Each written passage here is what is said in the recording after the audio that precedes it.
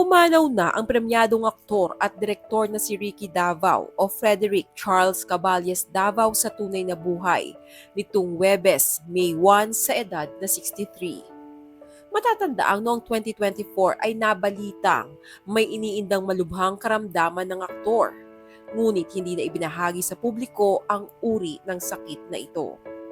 Ipinanganak noong May 30, 1961 sa Maynila, si Frederick Charles Caballes Davao ay anak ng veteranong aktor na si Charlie Davao at ni Emma Marie Abiera.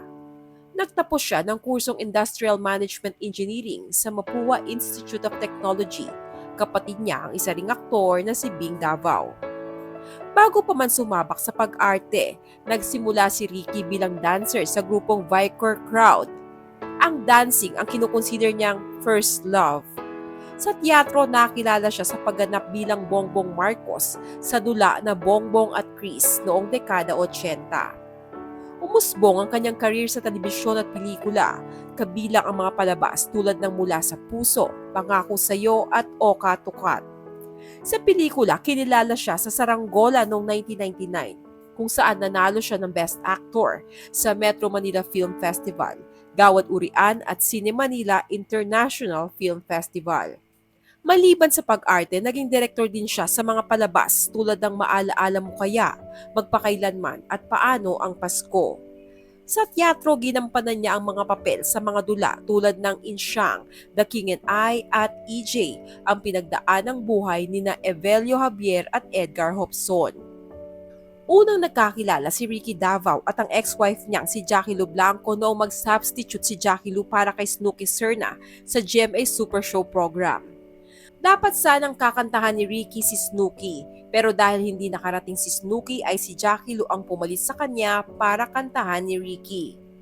Noong 1989, ikinasal si Ricky Davao at Jackie Lu Blanco at nagkaroon sila ng 3 anak, sina Kenneth, Arabella at Ricky May.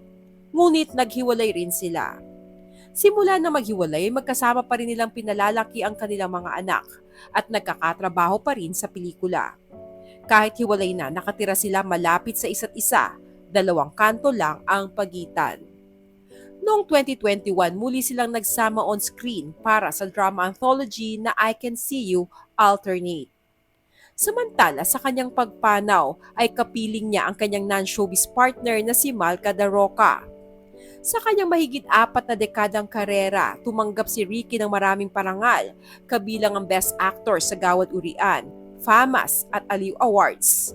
Noong 2019, nanalo siya ng Best Supporting Actor sa Cinemalaya para sa Fuckboys. Ang kontribusyon ni Ricky Davao sa sining ay hindi matatawaran. Ang kanyang husay sa pagganap, direksyon at dedikasyon sa sining ay nagsisilbing inspirasyon sa maraming artista at manonood. Ang kanyang alaala ay mananatiling buhay sa puso ng mga Pilipino. Rest in peace, Ricky Davao. Kami po ay nakikiramay sa kanyang mga naulila.